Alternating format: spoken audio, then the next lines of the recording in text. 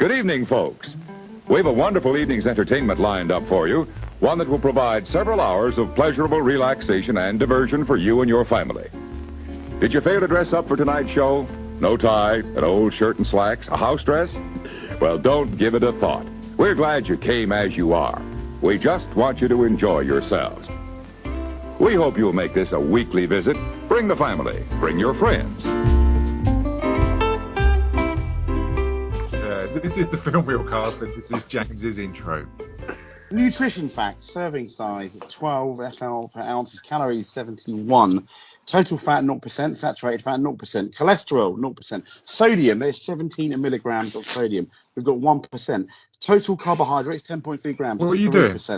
Dietary fibre, bear with me, sugars 3.6 grams, protein 1.4 grams, no calcium, no iron, not much vitamin A or vitamin C. These are the ingredients for Calibre beer, non-alcoholic beer, popular in the 1980s by bigger company. Now, the question is, reading those ingredients, God, you and the cannot beer do itself, that as an intro.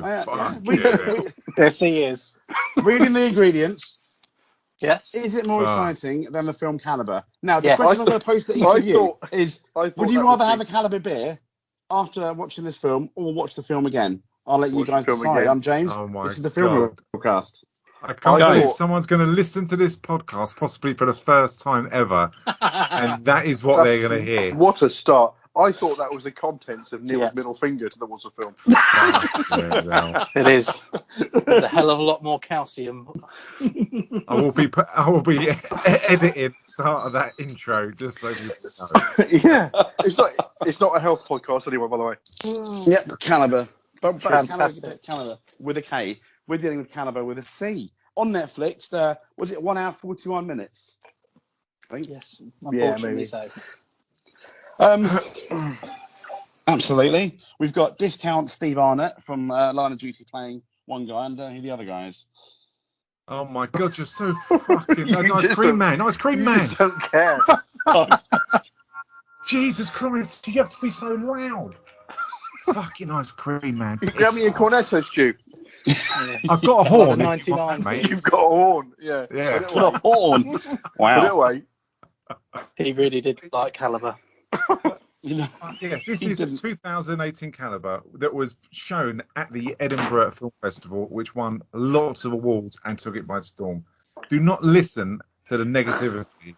Watch it and make your own mind up. This is the podcast that will be spoilers. We're going to be talking about this, directed by Matt Palmer, starring Jack Lowden as Vaughn, Martin McCann as Marcus, Tony Curran as Logan, and probably only other two people you need to know is Kate Bracken as Iona, and you've got Teresa Bradley as Mary. So, as I said on the Loki podcast, it's going to be divisive because there are differences here. And I know that James doesn't like it. I know that Neil doesn't like it. I like it. And Paul likes this film.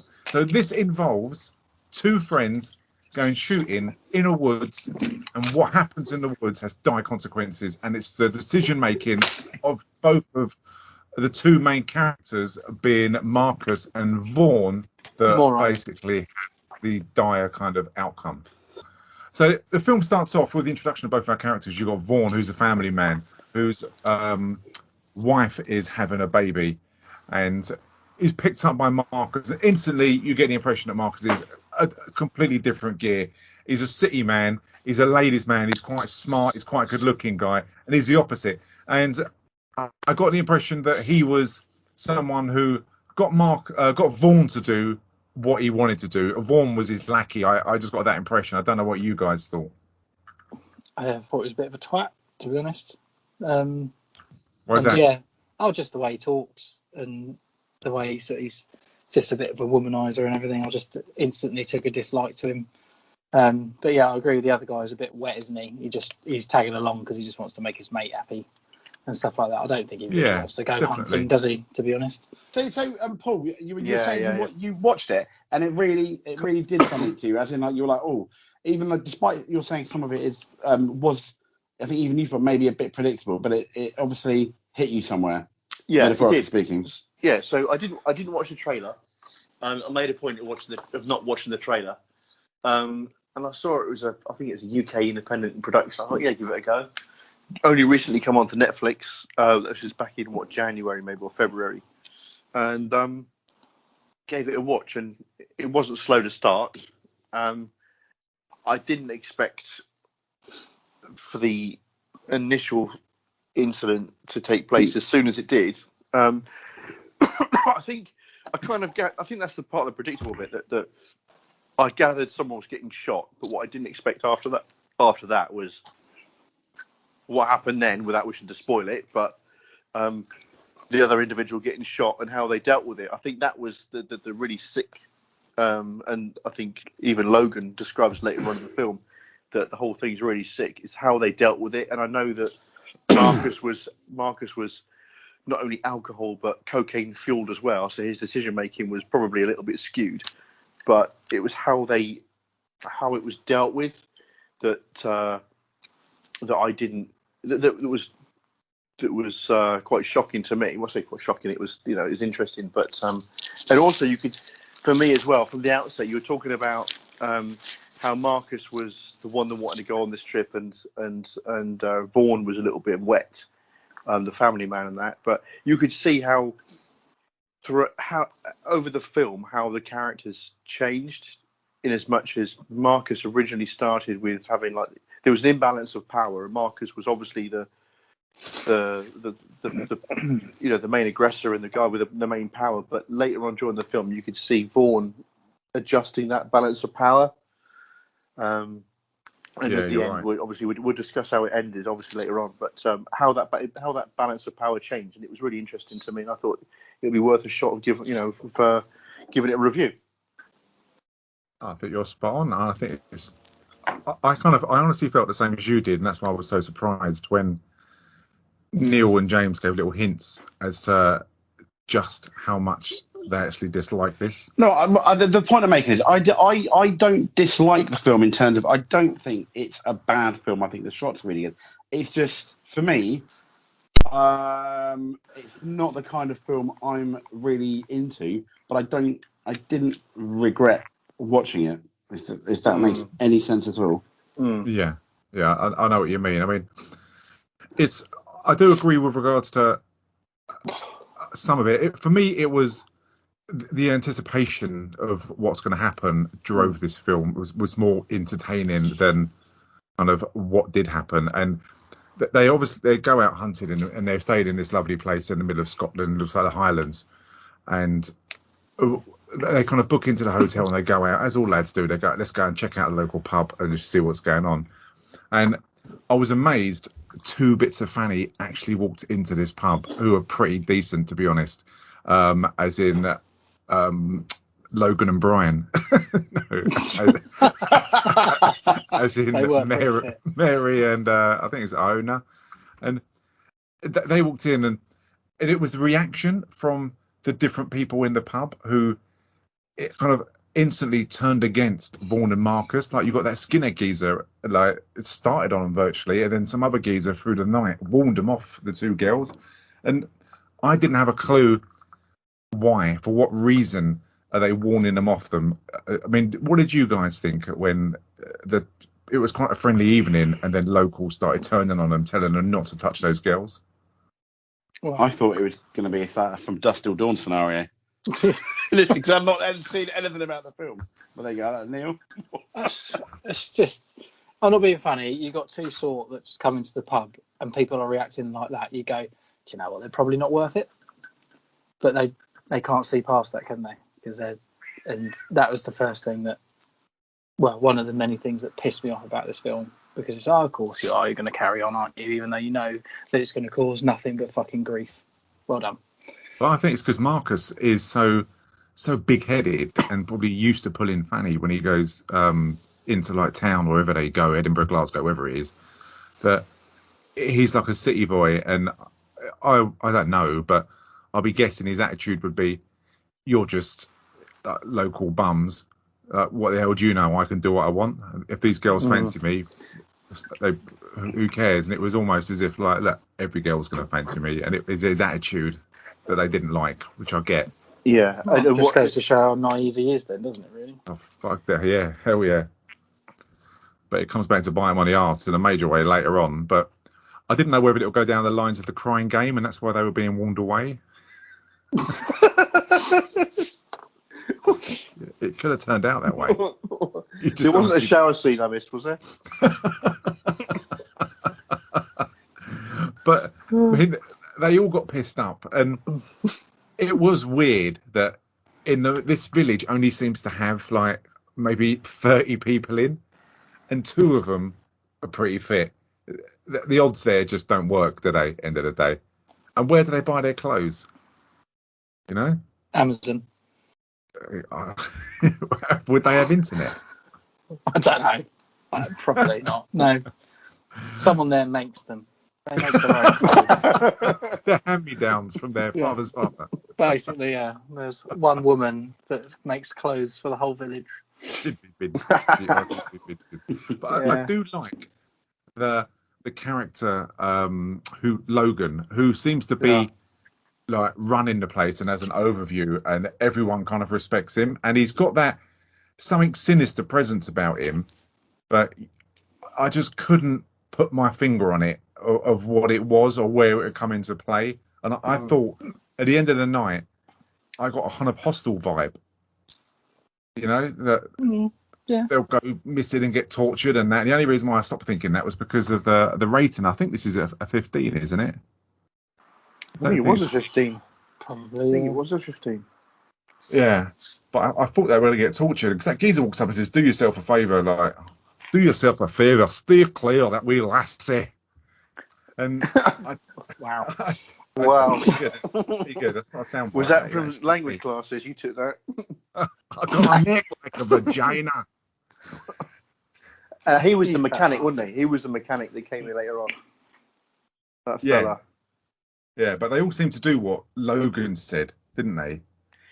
And he's the younger brother as well. So it's not as if it's the older brother that has influence. No. He's actually the younger brother. So, as you say, where did that influence come from?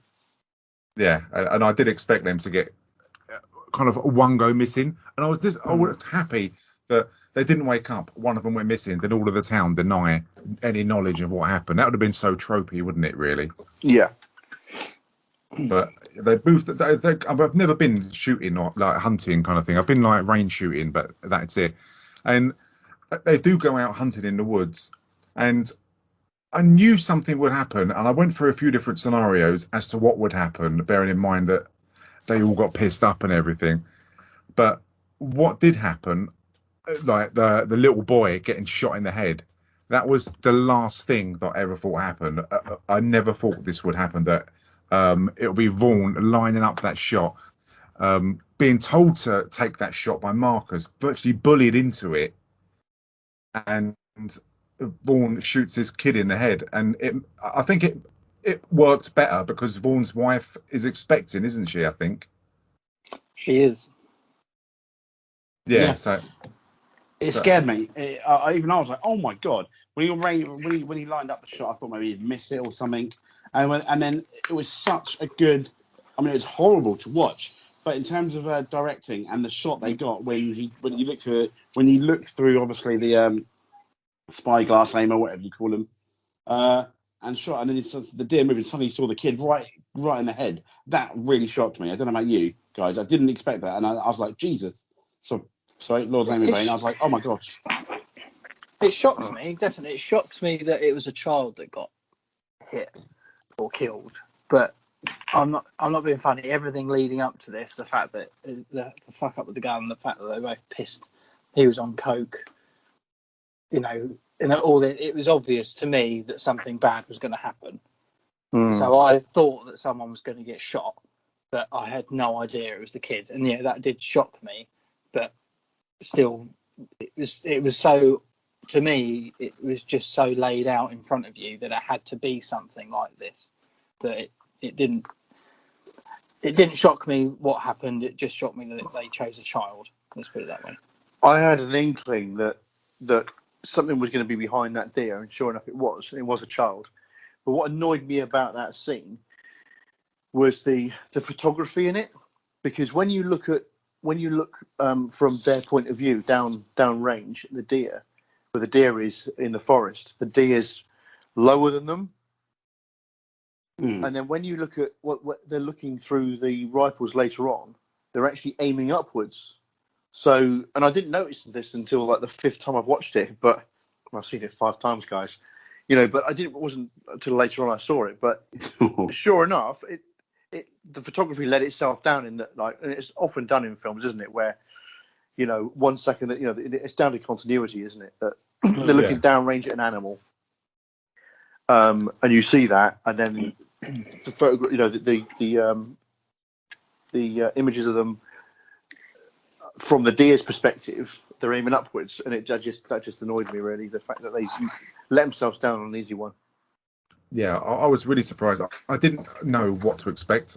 I knew something would go wrong with them hunting, but I honestly didn't think someone would get shot. I didn't think a kid would get shot. I didn't think anyone would get shot, to be honest. I didn't know whether they'd come across something or what would happen. But and I don't know the rules for like, hunting and things like that. But the biggest dilemma they've got, apart from the dad being there, and I was so surprised, and it kind of, I stopped feeling any sympathy when the dad was cuddling the boy, and then Marcus shot the dad in the heart and killed him outright. And that's when I stopped feeling sorry for him, because you look at it, the problem they've got is that they've been drinking, as you said, I think you, Neil, wasn't it, that they've been doing coke the night before, and he used someone else's gun, and you can't do that, or they swapped ammunition and you can't do that. I honestly don't know the rules, but if they would have just said, like, hands up, we shot this kid, I mean, do you think that would have been better than what would have happened? Because that's what would have happened, isn't it, in real life? Because you've got to be fucking stupid to accidentally kill a child, then shoot the father because you're more worried about being sent to prison for having the wrong bloody ammo or not having a license and shit like that. It just became. I mean, it wouldn't have made a very good film, would it? In a sense, unless it turned into some sort of drama about them trying to get off a prison sentence or something like that. So it kind of had to go that way, but it just made the film nonsensical to me, because it's like, what? No one would ever do that, for a start. But don't forget, he was fueled on coke and booze, wasn't he? He wasn't thinking straight. It doesn't matter. I don't care how much. Well, maybe it's just me because I'm not a druggy twat, but. I can't imagine that anyone's going, oh shit, we just shot a kid. Oh, do you know what? The best thing to do is shoot his dad. It's bollocks to me. Obviously, other people would think that's different, but if the dad, okay, then, but if the dad, because it wasn't really aiming at him, it was sort of half-hearted attempt. You didn't really know what was going through the dad's head at the time. Yeah, just if the dad was like, I'm gonna effing kill you, you shot my kid, and it was beyond any doubt that this guy was going to die, would it then, had the other guy shot him to try and save his friend, would that have been better, do you think, or not? It gave him a reason, didn't it? Yeah. But at the moment, he didn't. Like you say, he's holding the gun because he's in shock and fucking angry, as anyone would be, that his son's lying on the floor dead. So, you would, wouldn't you? But, there was no actual verbal threat, was there, whatsoever? And no, at that point, it was weak. Yeah. I think, as Stu said, you started to feel less sorry for them quite quickly. For me, the minute that happened, I think that was that was the one big mistake that this film made, unless it was doing it on purpose, was you stopped really having sympathy for them the way the dad died. The first one was a tragic accident. It could have happened whether he was coked up or not. Really, really horrible. But you could see that happening almost to anyone that was hunting. What happened there was horrible, but okay, in that scenario you could see. The other one, kind of almost unrealistic, and it stopped you having sympathy for both of these people. Because had they killed the dad in self-defense and it been blatant self-defense, I think you may have continued kind of feeling sorry for them, and then just delving deeper and deeper, digging themselves a metaphorical hole that they can't jump out of. But yeah, that must have been their intention. It must have been their intention for you to start, because watching a film is all about playing with your emotions, isn't it? And your allegiances, and so your allegiances. Yeah, but I didn't have any. In the film. In the end, I kind of didn't have any, because I thought the locals, apart from Logan, were not very nice, and these two were not very nice. Actually, you're right. At the end, I had none. At the end, I started off with Vaughan, because he's obviously he's a little bit wet and he's being influenced by this lad, his best mate supposedly. He's got a child on the way. You think, yeah, okay, family man. And then as you're right, James. As the film goes on and as it comes to a conclusion, yeah, nothing left. No, I mean everyone's scum mostly. I think the only one that really isn't is Iona in the end. You know, the girl with brown hair And the wife and kid that he's left behind. and the wife, of course, the wife and kid featured, at the beginning and at the end. But it surprised me because when you think, obviously it was an accident, as we know, when what Vaughan did, but how easy that it appeared that Marcus murdered that guy, how easy it was for him to make that decision to murder that dad. And as you say, there was no threats, and it was kind of too easy. There was no hesitation, and we don't know any background story with regards to Marcus, but it would have been interesting to know why he decided. I know obviously he thought he was saving a geezer's life, and as both of a few of you have said, that he wasn't pointing a gun at him, making threats, "I'm going to kill you," of why he took his life just fucking blatantly. I mean, Jesus Christ, it was stone cold murder, wasn't it? I mean, it was. His reasoning was that he did it for Vaughan, didn't he? So I did this for you, I did this for us. That's what he said. That's a massive fucking cop out. He didn't want to go to prison. That's what 100% he didn't. But yeah, that's what he said. Yeah, I completely agree. I did it for you. Yes, bollocks. You didn't. You did it for you. Everything this geezer does, he does for himself. Yeah, he's very. Yeah, you can see he's very selfish. Yeah, because he's the one next. They go to another woods, and then 'cause they hide the bodies, and then they go to this petrol station. He's the one who makes a point of going to the petrol station, so they know they weren't in those woods. And again, he's doing everything to cover himself. And even when they get back to the hotel, when they're talking about how they're going to deal with this, it's Marcus's plans about, when it's dark, we'll go out, we'll cover those bodies, and we'll do it. And he even says to him, I think, that I did this to cover your back, and you should be grateful. When it's and you kind of think that Vaughan is a grown up. I mean, I don't know why he doesn't turn around to Marcus and just tell him to fuck off, basically. And because this is a serious situation. This isn't spilling a drink or fucking putting a fag burn in a carpet at a hotel. Why he just didn't tell him where to go. It's annoying he didn't do that. Yeah, I completely agree, Stu. I agree with too. I think a really good thing about this film as well for me was that, you know, you think about just how your life can change in an instant, and this is what this film is about, isn't it? You know, ultimately that your life can change, and he's Vaughan's a family man, and through a simple pissed up mistake, or not even a mistake, just an error through no fault of his, really, his life changed on the pull of a trigger, you know. And I think that was a big part of this film, that how you can see then later on trying to, you know, some very close shots with them as well, watching them trying to come to terms with this just terrible error.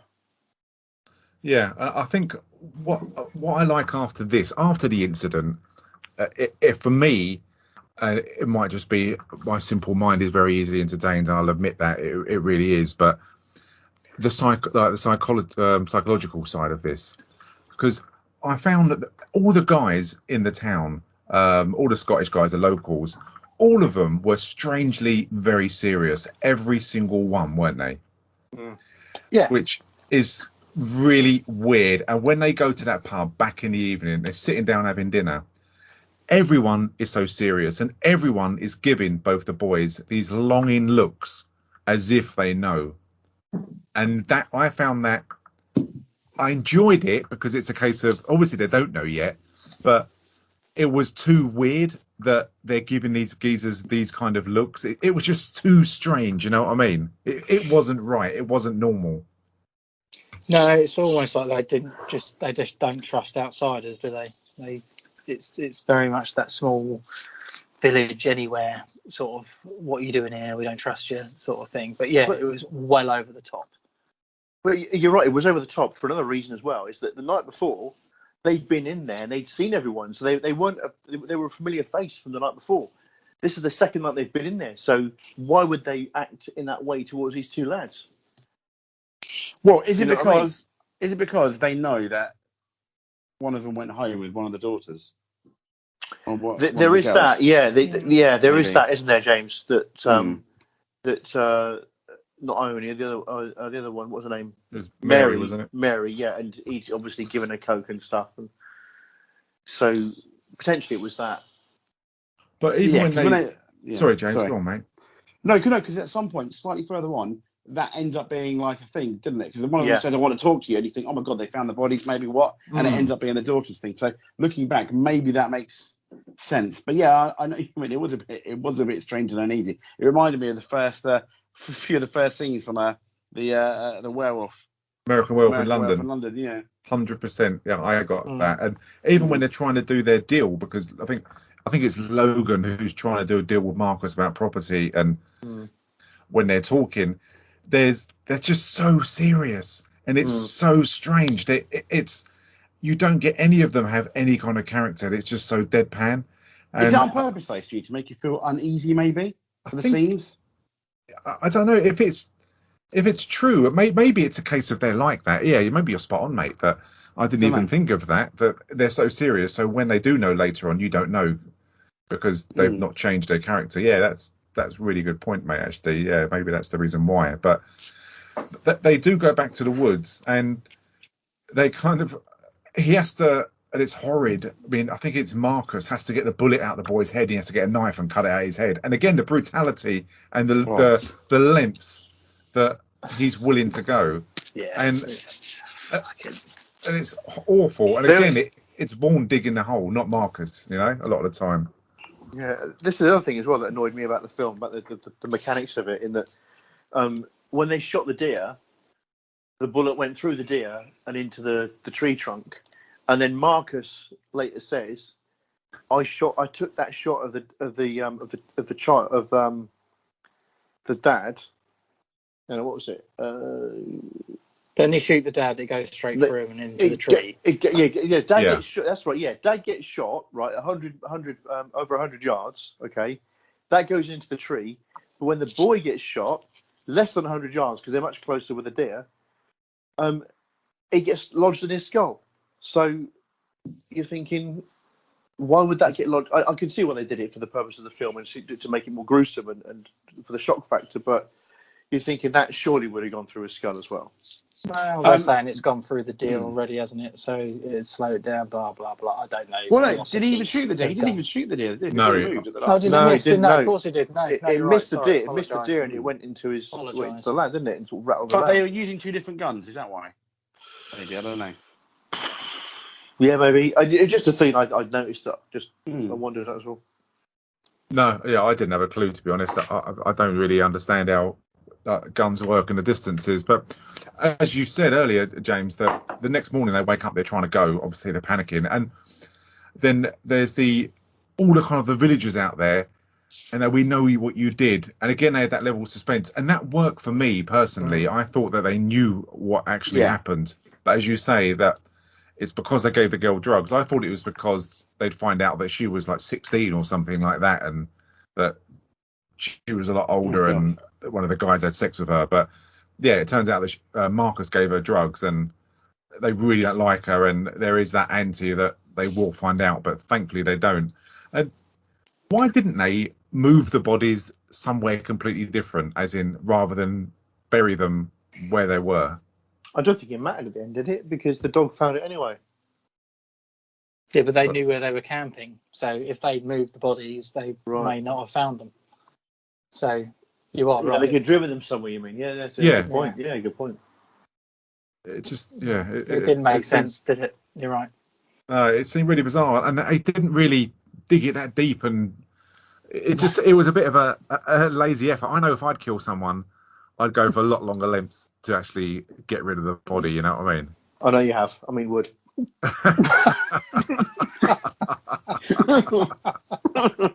James did a great job as well doing that. Just so we're all involved.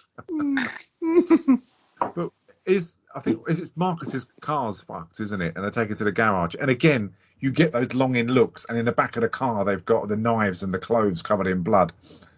And I found that quite exciting that they're going to find it and not tell anyone.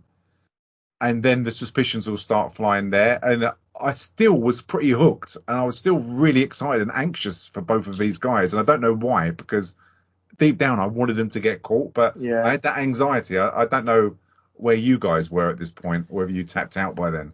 Same as used to, but remember that Marcus is already smart in a broken nose probably with his, so he can probably account for the blood. But it's just, I was absolutely the same with you, that like they need to get in the car to get the hide the knives and hide the bag and stuff with the blood in it, and didn't really want them to get caught by them, if I'm honest, because I knew that it would end gruesomely for them. But that's weird, isn't it? Why don't we want them to get caught? They're bloody murderers. I know. Yeah, I don't know. It was just a series of stupid errors, wasn't it, from them? The fact that they hid that stuff rather than just fucking, like you say, taking that somewhere else and burying it completely separately in the same night, which would have made more sense. Yeah. They've kept it in their car, and it's just, like, this is what I mean about predictable and convoluted, and I'd sort of really started to fall out of love with this film by this point, and I really wanted them to get caught and then be fucking, it was like Hostel, I wanted them to be tortured, but you just and then the director brought out for doing it in the first place. Wow. Seriously. What about yourself, Jay? Were you still with it? Were you still behind it, or had you tapped out? I was watching it. I was interested to where this film's going to go. I mean, but as we said earlier, I think, as I mentioned earlier, now I know where the film's going, I probably couldn't watch it again, because I don't say enjoyment, but I wouldn't get the, oh my gosh, what's going to happen next kind of thrill that you got the first time. It's interesting what Neil says though about the Hostel thing, because part of me thinks there's definitely a film in that where you get these two people, they're callous and they're horrible in the end, and then you can't wait for the locals to fuck them up. But instead we've come up at this middle ground where I didn't want the locals to kill him, but I wanted them to get something for what they've done. You know what I mean? Yeah. I know. I thought it was going to come their way in the form of Brian McClay, Logan's brother, because he just doesn't have. He's meant to be looking after, I think it's Mary who got boned by Marcus, but he doesn't have one piece of love.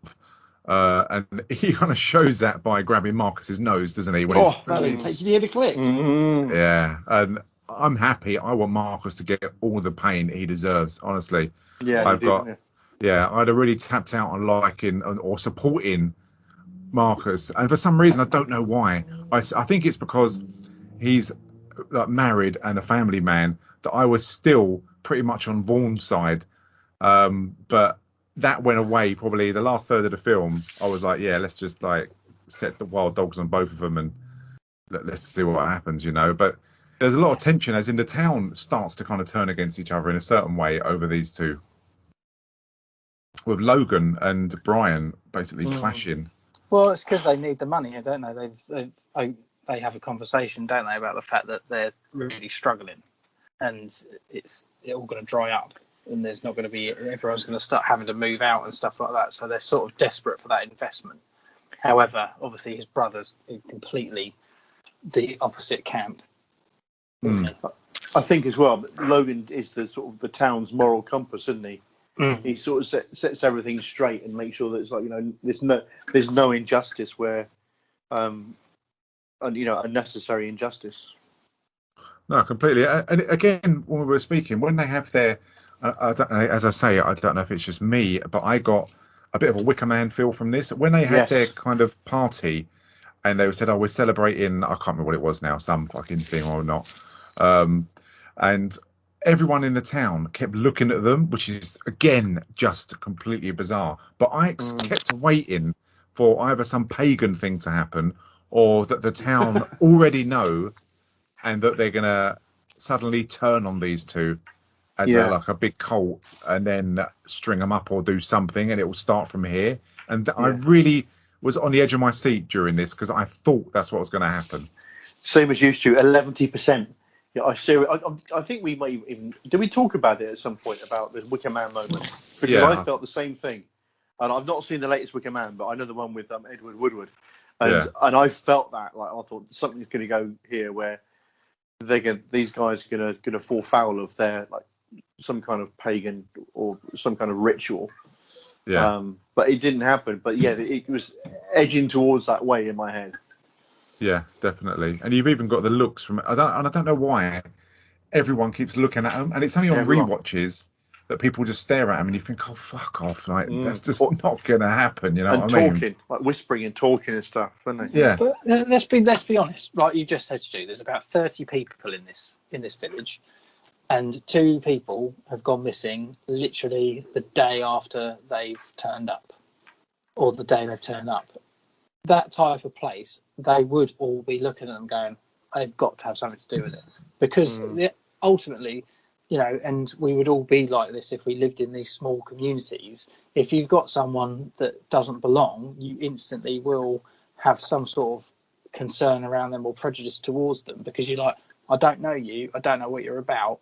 2 people have gone missing, one of which is a kid. And you've come into our town, got pissed up in the pub, shagged 2 of our local birds. You're wrong in our eyes. So to me, I though it's way overplayed, it's completely believable. Yeah, it's like if you go to a small village, let's say Cornwall or Wales or something like that, and you walk into a pub, it's almost like the darts stop in midair, don't they? Yeah. Because they're like, who the fuck are you? Sort of thing. Great analogy. I love that. It's true though, isn't it? One. And it's like that. So I can't, though, like you say, it's well overplayed. It's believable to me. I could actually sort of relate to it a little bit. Yeah, and I suppose having just watched it now, that I didn't realise that everyone in the town knew that those people were missing at this point. Yeah, because it would be massive news, wouldn't it? Yeah, I didn't realise that. So yeah, that does make sense what you say, that everyone's going to blame them being outsiders to everyone. But again, the tension was still here for me, and because you were just waiting for them, especially when they got the like the bloodhound or whatever dog it is, waiting for them to find it. And why do you think they asked them to come along? Do you think because they suspected something, don't they? Because before that, they had a conversation at the pub where Marcus comes in after going to the toilet and goes them when they're talking about the nephew being missing. Goes, oh, how do you know he wasn't on his own? I never said that. You know? Yeah. Oh, he does, doesn't he? They, Yeah. He said, when were they due back or something? And he Yeah, said, what do you mean they? Well, exactly. Yeah. They thought it was them. That's the whole point. And that's why they came. They took him with them. Yeah. Well, Logan said to his mate with a shotgun, he said, keep an eye on them. Yeah, because they don't trust them. And why would you? Why would you? Yeah. They're shifty as fuck, these 2, aren't they? Let's be honest. Yeah.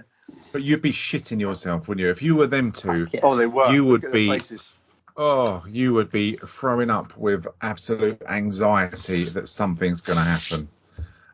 That's what I got off this. I kind of felt their anxiety and their fucking utter panic, and this still worked well for me because you were just waiting for that moment and what's going to happen when they do find those bodies, especially of the boy, and you know that they're kind of family members to, I think it's Logan, isn't it? Yeah. I suppose if it's Logan, it's going to be Brian as well.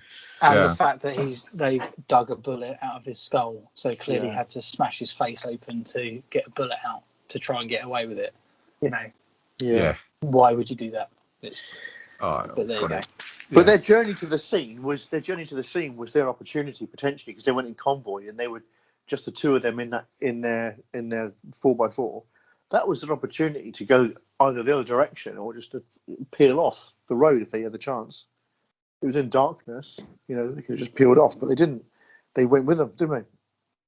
But when they were being escorted there, though, weren't they? They weren't just going there on their own, were they? Well, no, they went in vehicles, didn't they? They went in different vehicles. But yeah, I think they probably thought even if we did try it, there's no way that we know. Well, one, they know it was them, so they're trying to get away with it. Plus, they know those woods like the back of their hands.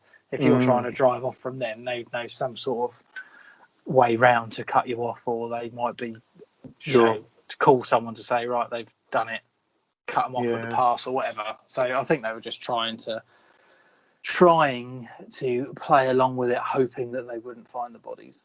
Yeah, but they brought a dog along, didn't they? Yeah, which they weren't probably expecting that either, were they? To be fair. No, that dog was key in the end because they turn around and they both run away and they try and make an escape in the Jeep, which obviously had a petrol leak, meaning they both made it off on foot. And it's Vaughn, poor Vaughn, gets captured by them.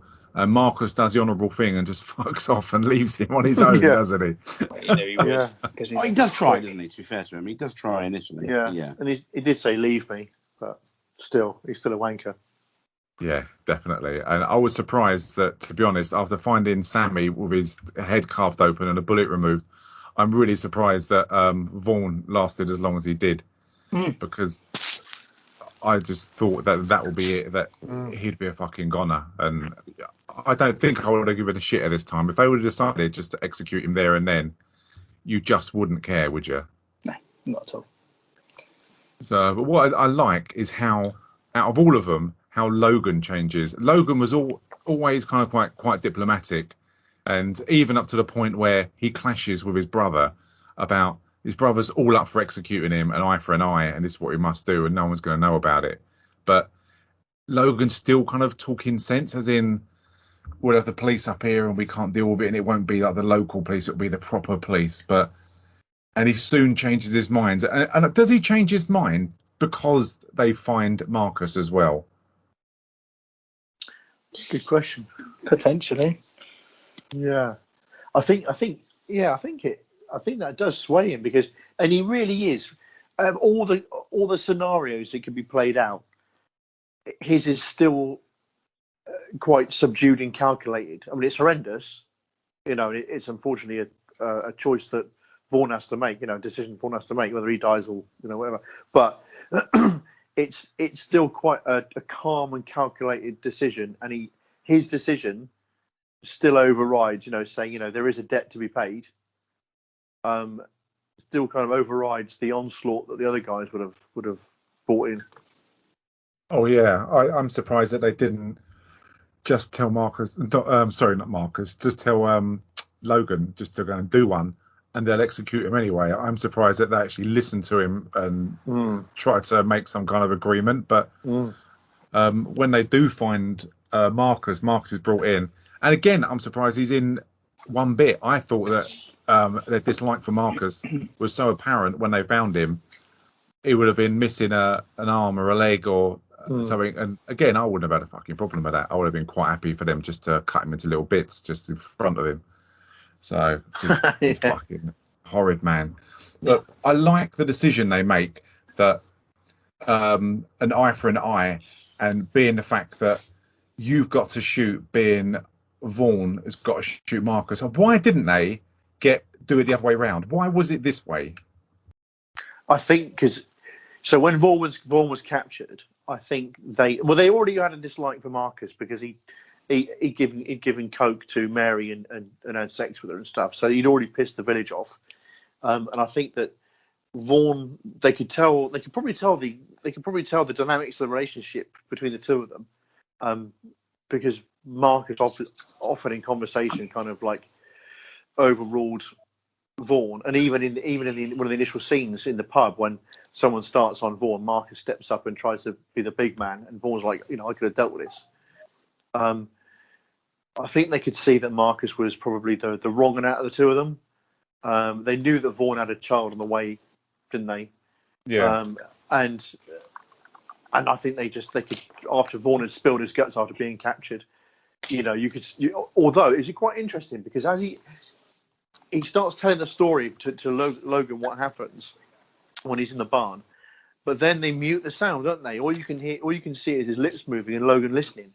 Yeah. So you don't actually get to hear what he's saying, but you gather that he's probably told them in quite graphic detail what's happened and the decisions that Marcus have made.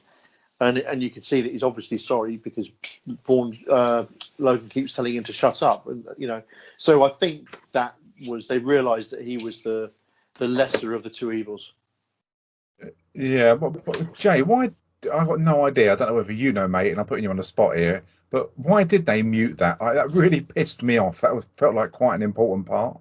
I think what Paul said. One, we don't know. Two, you could argue it made it kind of more dramatic because. It was just silence. It was silence. And three, One thing, would it have been boring if he relayed the whole story again of what we already knew? So, I mean, there are 3 reasons there where they may have done it. But once again, we don't know what he said. I think if he did say, I didn't kill him, blamed it all on Marcus, I would have wanted to hear that, which is why I'm assuming, like Paul said, he told the truth.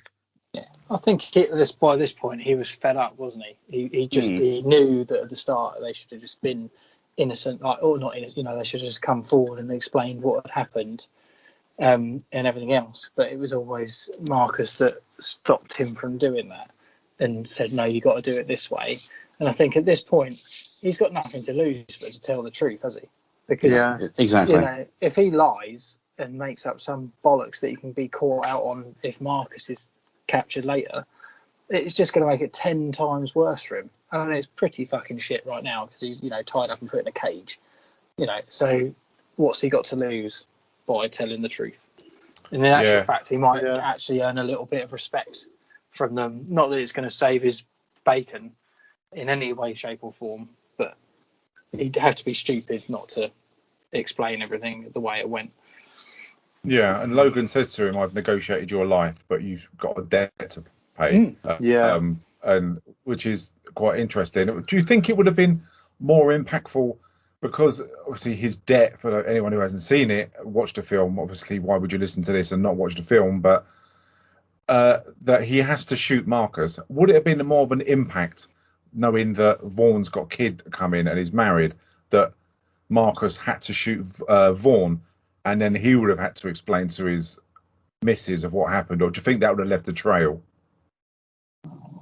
Well, this film leaves a massive trail anyway at the end. Doesn't it? Let's be honest. One of shit, and the other one. Oh, he's so angry. He is so angry.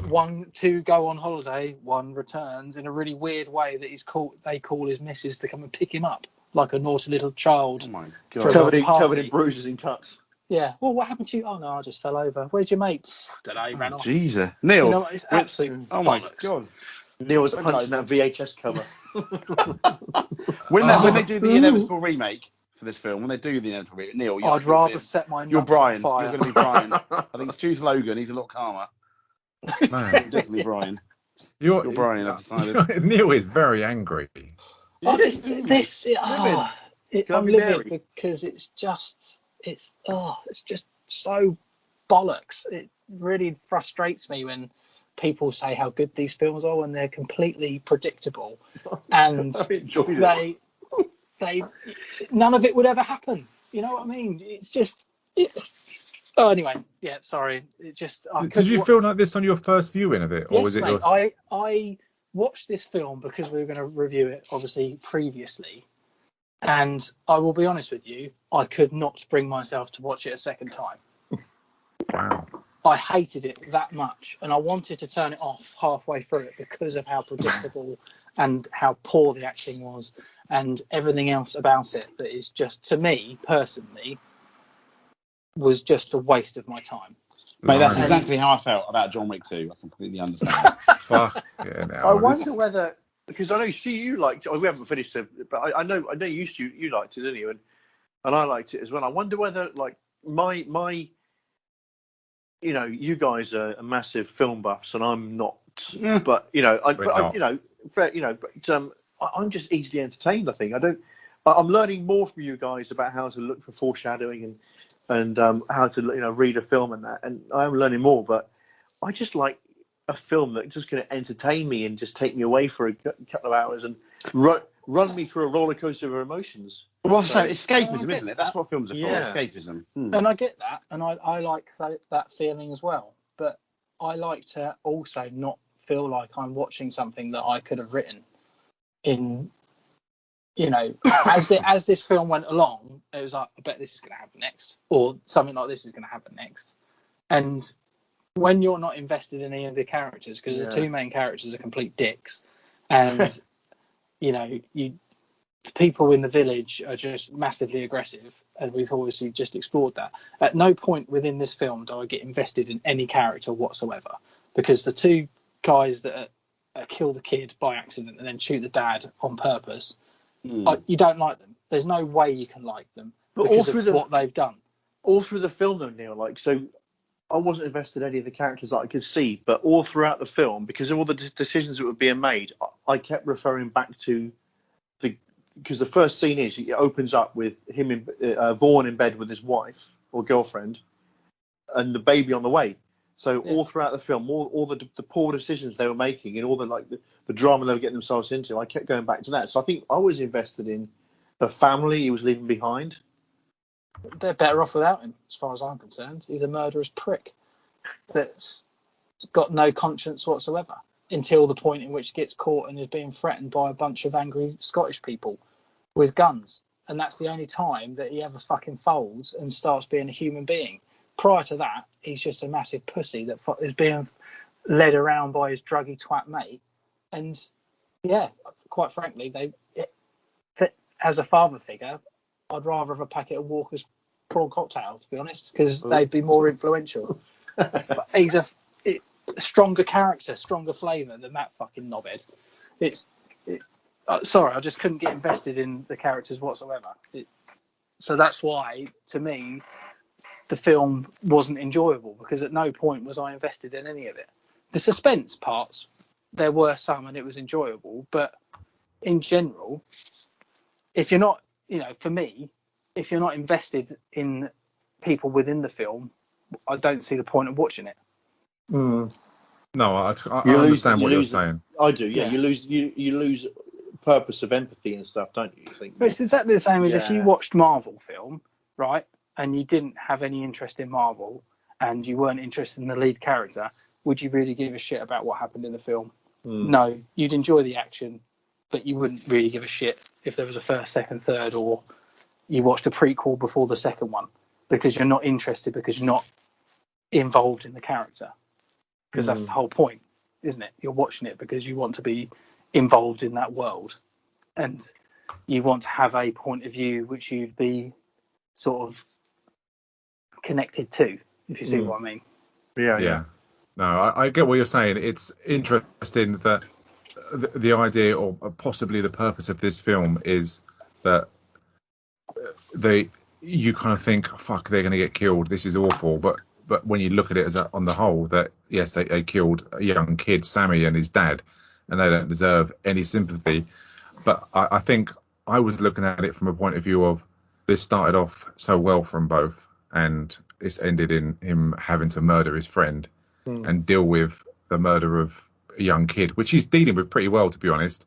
And I totally agree with what you're saying, Neil. You do lose that thought and that kind of sympathy for the characters and that involvement, and there's no attachment, because you want him to die, and he's been bullied into it, and he seems to be managing pretty well with the circumstances and the shit that he's kind of made for himself. So you don't care in the end who dies, who lives, because of what they've done, the deed they've done, and they have to pay the price. But I just thought that possibly looking at it long term, as in what he's got to deal with, and they show that when he's at home holding the baby, that he's completely messed up because of this forever, and maybe that will be the price he'll have to pay. I don't know. I think, Stu, that was my attachment. I think, although I wasn't really invested in any of the characters, I think that was my, like you just say, that's, so when you everything he's doing, like, he's got to shoot his mate, and he doesn't want to do it, and he's made to do it, and ultimately he sort of like mans up and pulls the trigger and shoots Marcus in the head, or in the chest, whatever. But I think for me as well was that I put myself in his position, because it's such a ridiculous, out of the world mistake that could be made. I think I'll probably put myself in his position, and that you mistakenly shoot somebody. What decisions would you make, and how would that pan out? I would obviously follow some cokehead idiot like Marcus, but I think for me was that how would you live? You've got to go back and face your wife and face your child, knowing all these things that have gone on, and your mate that she knows is never going to turn up again. You've got some awkward questions to answer, probably for the rest of your life. I think for me it was like, put myself in his shoes. It was quite an uncomfortable, uneasy, queasy feeling to think, if that was me, how would I approach my wife and my kid, and every day that would probably go through my head, what I've done, and and I've got to bring my family up without being able to tell them anything. So that, for me, that was just it just made me feel really uneasy, and that was quite a good feeling, in as much as just that kind of linked me into that film a bit more than it would have done. Yeah, no, I completely agree. I mean, so it's going to be interesting. So, best bits and worst bits, James. What did you kind of think of this film? Would you recommend it? Your overall point of view about it, and how would you score this film? I would recommend it to someone to watch it once because it's interesting. If you like that kind of, I'd put what drama thriller kind of thing. Would you put it in the genre of? Yeah. It was almost borderline horror towards it. It could have very easily been, but it wasn't. But for me, it'd be really interesting to see what the writer and or director wanted you to feel, if anything. Because if it was sympathy for the characters up until the end, I think they failed. And if it wasn't, then fair enough. Because I lost sympathy exactly the same time you did, Stuart, with the way the dad died, and kind of like the other stuff, you can almost understand, the thought process behind it. I'm going to give it a 3. I want to give it a 2.5, but the reason why I'm giving it a 3 is because I'm not a massive fan of it, but I appreciate the fact that what it trying to do, what it trying to do, and what it tried to achieve, and it did stir some emotion out of me, and there were some quite impactful scenes. And every scene at the pub after they killed the little boy I felt was quite tense. And maybe not watching it the second time, but you are kind of like on edge. And I was interested to see where it's gonna go, even though I didn't particularly like any of the characters. So the worst bit for me was the way the father's death was dealt with. I thought they really missed the trick there. The best bit for me, I think, was this watching the first time around, the suspense. But I couldn't watch this film again because I kind of know everything I want to know about the film. So that makes perfect sense. What about yourself, Paul? I give it 4.5 out of 5. I know it's top end, but it's just, I really liked it. I saw it once. I recommended it to you straight away, didn't I, Stu? And then I watched it again with the other half, and she liked it. She wasn't an massive fan of it, but and I watched it a couple more times in preparation for us doing this back in February, but that didn't happen. And I watched it again the other day, and I think 5 times is more than sufficient to pick up every nuance. Worst bit for me, I think it's only a minor thing, but like I pointed out before, it's just the camera angles, just the continuity around the not the film shots, but as he's, how the rifle is aimed and stuff. I think it was just, one side of the camera is like the pointing upwards and it's downrange, So for me, that was the worst bit. Best bit for me was probably, like James just said, I think on the first viewing, it was the suspense and the moodiness, and it was just, in the pub and in the bonfire, it was tense. I think it was moody, tense, and suspenseful, which is a Netflix description of a film apparently these days, suspenseful. So don't know where that came from, but yeah, you look at every film. And for some reason, actually, just on a sidetrack, I don't know why, but every time I go to watch a new film on Amazon, everything's rated 4.5 out of 5. So you can't even think, oh, there's a 3 or there's a 5. Everything's 4.5. So it just kind of like. Yeah, I wouldn't pay a lot of attention to that, honestly. Some of the films that they've said are number 1 on Netflix are utter shit. So, Tomorrow War. It's a good film. Yeah, exactly. I'm watching that. It's not a good film. No, I'm not watching that. So yeah, I reckon 4 out of 5, 4.5 out of 5. Wow, we're going to go from chalk to cheese. Neil, what's your scores of this? I can't wait. I've been waiting for this for an hour. Okay, right. Having heard everything you say, I get it. Okay, we all have different points of view and opinions of these films and everything else like that. I think Paul may have, I don't know, drank too much of that expensive whiskey to give it that score. Because fuck me. Or I've watched a completely different caliber to the rest of you. But right, scores. I'm going to be generous and give it a 1 out of 5. Street Fighter kind of scores. Yeah, it's got more than shoot 'em up, so that's a plus. Wow. Best bits, it'd have to probably be, yes, I think that I agree with the way they dealt with the suspense and stuff like that. There was definitely suspense in the film, even though I wasn't interested in it due to my feelings around how it was portrayed. You could see the suspense and stuff like that was fantastic. However, other than that, just poor. The decision making from the characters, utter nonsense. How weak they were as characters. There was no character building in the sense of you felt sorry for anybody because, like I explained earlier, they were just two fucking idiots. And there was nothing in this film that really hooked me to it, and I got bored of it quite quickly because of how predictable it was becoming. It was fairly obvious they were going to get caught out. It was fairly obvious that they were going to kill someone by mistake. You know, the film's called Calibre, for fuck's sake, so it's going to be someone being shot. It's, you know, it's just the whole thing didn't really work for me. I recommend it, like James said, to watch it as a one-off, but don't think that you're going to get invested in anything because there's nothing to get invested into. Oh, so nice. that would be my review of it. Oh, fair play. I'd probably give it a 2.75. I can't give it a 3. I like that. I like that. I enjoyed I can't believe this I film. gave it the second highest. I enjoyed this, but and it was a suspense that worked really, really well for me. I found once they got killed, it was, as you say, Neil, for me, I knew that obviously they're going to get fucking caught, goes without saying, but it was, how are they going to get caught? When are they going to get caught? That's what got me, and it did hook me, and I enjoyed that ride of when's it going to happen, and then taking you off, oh, it's going to be like some pagan ritual, and they're going to get fucking sacrificed or hostiled or something. So I enjoyed that. And I was a bit, it shocked me the end when he had to shoot his mate, but I didn't like both the characters, so in a way I'd like both of them to have died and just tied it up, and possibly the missus going looking for them, and then no one having any knowledge of them, and then just that will be it, you know what I mean? It just wiped out from existence. That would have worked well for me rather than one of them survive. But that was his payback, though, wasn't it, Stu? That was his payback, having to live with that guilt. Yeah, he seemed to live with it too fucking well, though. You know what I mean? Well, I'd like him to be in like a mental hospital, just scarred.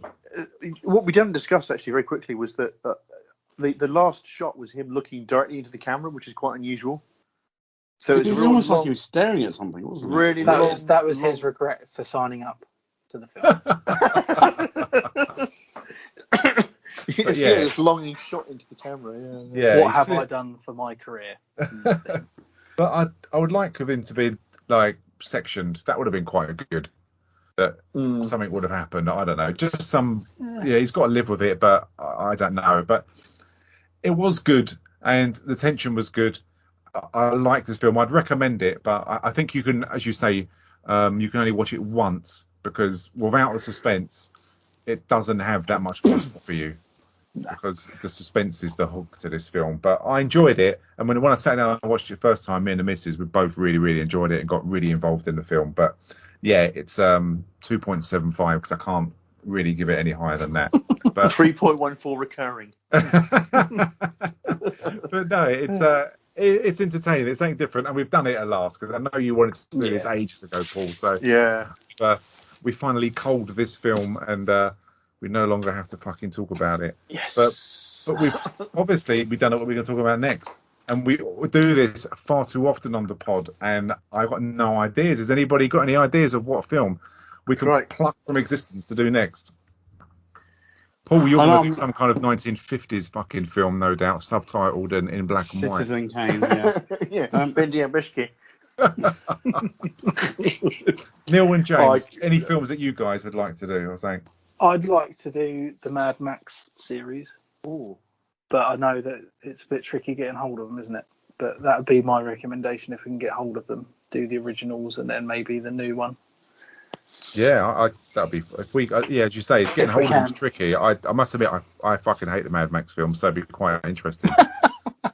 So what about Tremors? What about Tremors? That's on is it Netflix or Amazon? Tremors. I just saw it the other day. It's come up on. Would it surprise you guys that that's made in the 80s? Fuck you, man. That's true. Isn't that Kevin Bacon, isn't it? Yeah, it is. Kevin yeah. Bacon Yeah. and Michael Gross, who was the father in Family Ties. Shaking He was Bacon, Michael J. mate. Fox's dad. The last Family film that I Ties. watched with Kevin Bacon in was terrible, and we reviewed it, Stu. It was Which awful. film was that? R.I.P.D. Oh my God, That was good. That was. I like that. Oh God, that's James. terrible. That's Get like out. the Tomorrow War. That is. Oh, Oh, R.I.P.D. what about Yeah. what about something like Us or Get Out? Have you done those? No, we've not done those. Not done those at all. They're very grown-up films, aren't they? Get Out. What's Get Out? Have you not seen Get Out? Oh, stupid! It's a great film. What It's a is very Get good Out? film. It's a very good. I'd say it's kind of. I describe it as a horror kind of thriller. It's on. I don't think it's on Netflix.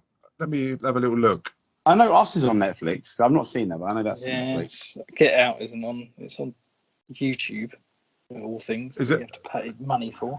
Is it? It used to be. I think it's done by Jordan Peele. I think I might be making that up. I really don't know.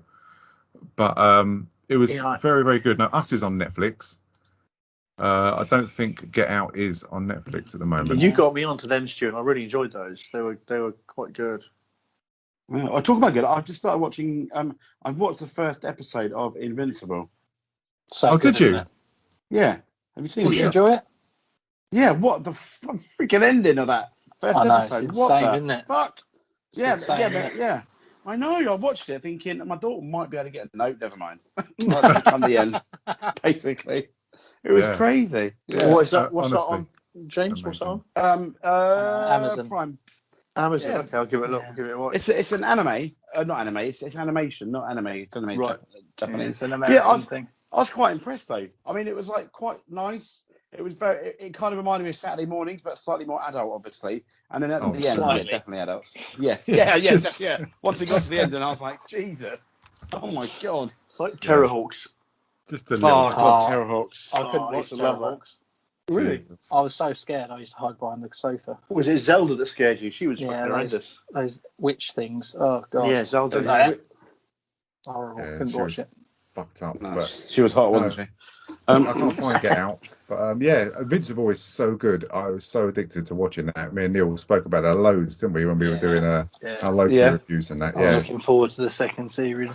Have you seen what's the other one I've finished? What, The Tick? I've watched that. That's quite funny. Oh no, No. I've not seen that. No. It's weird, but it's funny. I really enjoyed it. It's superhero, almost tongue in cheek. Give it. Yeah, it's on He Amazon. is though, isn't he? He is a Yeah. tongue-in-cheek superhero. It is quite Tick. funny. Parts No, of I've it. not seen that. That's on The Amazon, Boys, isn't it? Yeah. Yeah. Has someone here? Boys not watched season The Boys? 3 is being that's Done. being filmed at the moment. Yeah, it is. Yeah. The Witcher. First trailer's out for The Witcher. That's out in Yep. December. Yes, it is. Looking I forward could to that never as get. well. I couldn't get into The Witcher. Oh, the first couple of episodes I was a bit okay with, but I really enjoyed it towards the end. That's Okay. great. I watched the first 2 episodes, like you say, and it was just really slow. It was, I like watching. but then it gets good. Henry Cavill, but it was really slow. So I love the might give fact that he asked to play that part because he's a massive gamer. Oh, Oh, yeah, that's did he? brilliant, isn't it? Yeah. Yeah. Yeah, he requested to play the part of Geralt because he's a massive gamer and stuff. And he's got him Quite cool. even his voice. He's got him spot on, isn't he? And everything. Apparently, he was supposed to use his own voice, but he decided to do that himself, and then he had to stick with it throughout the Oh, whole wow. thing.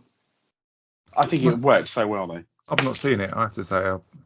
It's kind of like, well, it's not Game of Thrones really, it-ish, but it's really you know, Game of Thrones season 7-8 was crap. It kind of like gave me my fix because I was so disappointed with the way Game of Thrones ended. You know?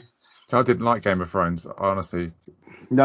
I couldn't follow it. It's too fucking confusing. It went about so many different lands. I just lost interest. I just thought that either get your tits out, have a fight, or show me a dragon. Show me your dragon. Show me your Just dragon. like you're on a night out, Stu. It was too confusing for me. That's highbrow TV, Game of Thrones. It's Fucking not hell, my Stu. cup of tea. Honestly, I'm recording Love Island as we speak, and I'll be watching that after this. Oh my Dear god! God. What Exactly. the? Exactly. Wow. You disappoint me. I know. I'm And sorry. you like it. You enjoy disappointing me. It's fine. Love Women Island. walking around in bikinis. Stu, is why such do you? crap. I think Yeah, you're but intelligent. Love Island. Fucking hell. I bet you watch Sesame Street subtitles as well, just to make sure. I recorded It's it. upsetting, that is. Especially the count. Yeah. One. Oh, no. Jesus. Love Island. Yep, that is it. Do you and the Performance of missus day. watch it together, don't you? We've recorded it, so I watch it whenever I want. Oh, okay. So, it's not like a ritual. You watch it together. Okay. oh God, No, no, Jesus. No. He watches it on his own. Yeah, That's, I watch, that's worse. That's time. worse. That's Exactly. even worse. That's even worse. I watch it whilst exercising. So, yeah. Ah. How Anyway, big is your right arm now, Stu? It's huge. Yes. Excellent. No one's probably listening now anyway, so it makes no odds, does it?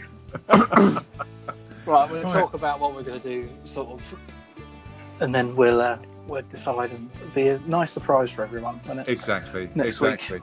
Well, that was our podcast review, if you remember, of Calibre. We did talk about it. And we'll be back next week. There is no Loki. Loki has finished, and it finished on a high, so you can listen to that podcast where we are very, very surprised. So it's back to one podcast a week until something else comes out. But this was Calibre. This was a mixed review, to say the least. But we'll be back with some film. I've got no idea what it is next week. Whatever you're doing, stay calm. Bye. Whatever you're doing, stay calm. Bye. That's it.